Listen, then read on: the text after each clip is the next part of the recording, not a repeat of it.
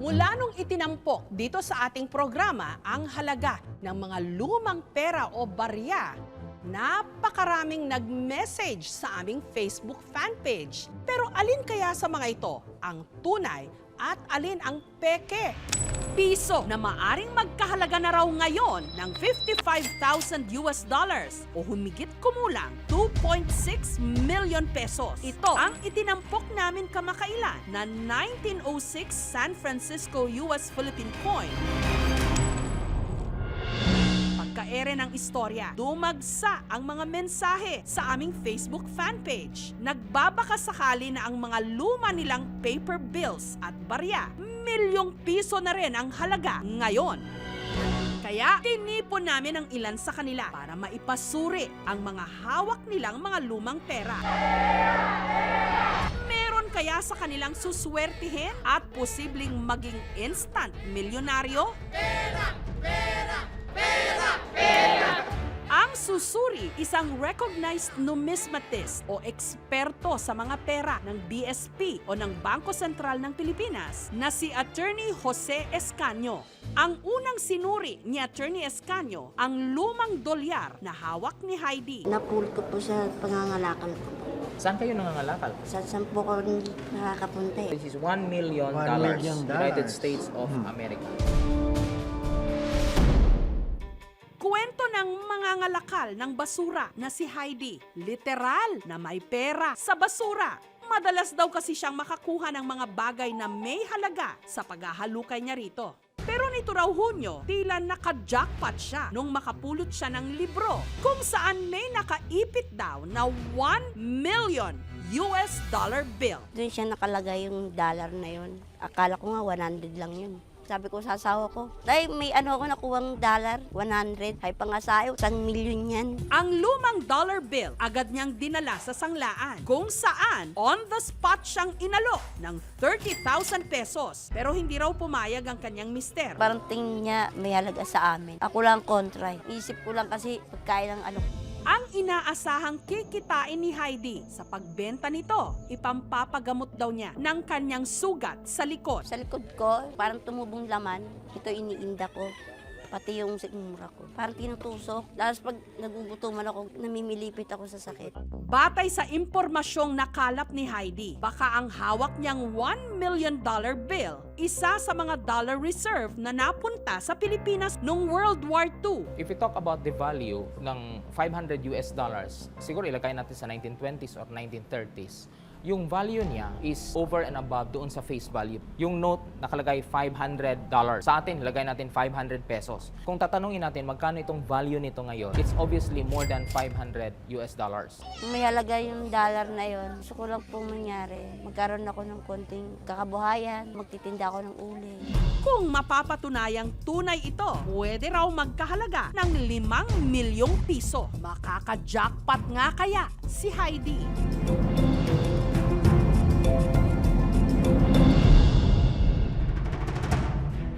Isa pa sa mga susuriin ni Attorney Escanio ang dalang paper bills ni Manuela. 500 won ang Korea. Meron kang Philippines, English series, Filipino series. Panahon ng Hapon. Ito, panahon ng Liberation. Victory.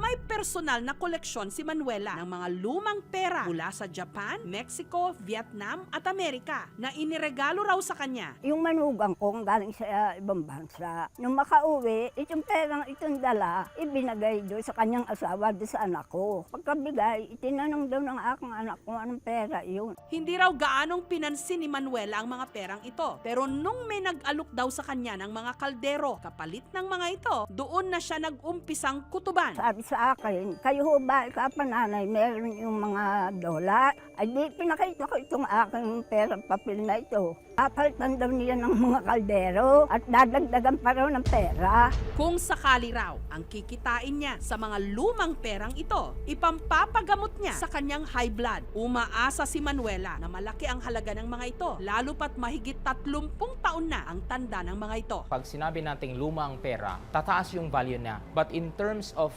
valuation, kung uncirculated ba siya or hindi, yun ang magdi-differ. Ang huling sinuri ni Attorney Escanio, ang daladala ni Philip na 1906 US Philippine coin na kung mapapatunayang authentic, maaring magkahalaga ng milyong piso. Dito sa San Pedro, Laguna, nagtatrabaho bilang caretaker si Philip. Ang 1906 US Philippine coin na hawak niya, itinuturing daw niyang kayamanan, lalo pat aksidente lang niya itong nahukay. Pagbunot ko ng damo, may nalaglag na bakal. Yun, napansin ko, bilog siya. Pagdampot ko, coin. Malaking question sa akin na paano nagkaroon ng coin do sa lupa.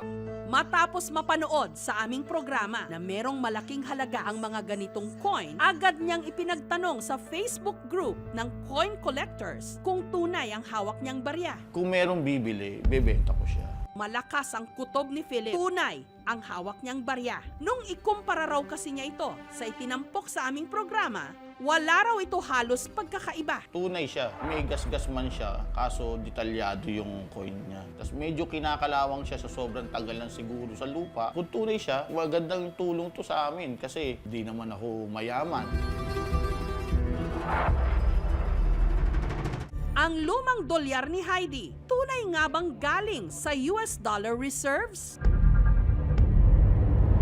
Yan ay fake. Ito po ay isang play money. Kahit $1 million siya, pero meron siyang fully freefilms.com. Tsaka yung likod. Saka yung likod, walang pera ang United States of America na ganito po. Ito po ay isang play money. Okay lang po. Ngayon po, nalaman po nila na fake itong hawak ko. Para na pong magaan sa akin ng balato. Yung pera mo, congratulations, yan ay tunay. Although it's genuine, nasa ano lang siya, 50 pesos. Yan ay tunay. I think this can sell for 25 to 40 pesos. Lahat po yan ay tunay. Yan po ay isang play money. Sa huli, ang natira, sina Manuela at Philip. Isa nga kaya sa kanila ang uuwing milyonaryo. I-reveal namin kung sino sa kanila ang may mas mahalagang hawak na pera.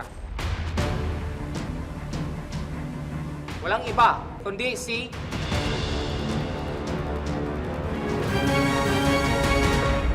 Sir, yung perang hinawakan mo, 1906 San Francisco Mint, USA, noong panahon ng Amerikano. There were 200,001 pieces na ginawa ang Amerika sa 1906. Yung hawak mo ay isang replika ng 1906S. Hindi siya tunay. Kung tunay yan, talagang mahigit 1 milyon ang halaga. Ito ay isang replika dahil kulang siya sa timbang. Parang nickel siya, tsaka yung kulay niya, gawa ito sa China. Dapat yan, silver. Malungkot, kaso ganun talaga. Tanggap ko naman talaga siya. Etong kay Lola, marami siyang dalang pera. May isa dyan na mahalaga. Meron siyang isang pera dito na victory note. Ito yung unang pera natin na ginamit sa Pilipinas right after the Second World War. Pero meron siyang isang kakaibang karakteristik na masasabi namin isang mahalagang bagay. Dahil lang sa isang maliit na prenta na star. Ito po ay isang 1 peso victory na star note. Pero sa ganyang kondisyon, aabot yan from 8,000 to 12,000 pesos. Siyempre, masaya ako at napasaro sa akin ng malaking halaga, kaloob ng Diyos. Barya man, meron pa ring halaga sa mga may naitatago dyan. Kumonsulta sa mga eksperto o sumangguni sa Bangko Sentral ng Pilipinas. Malay nyo, ang inyo palang hawak na lumang barya o pera, milyon ang halaga.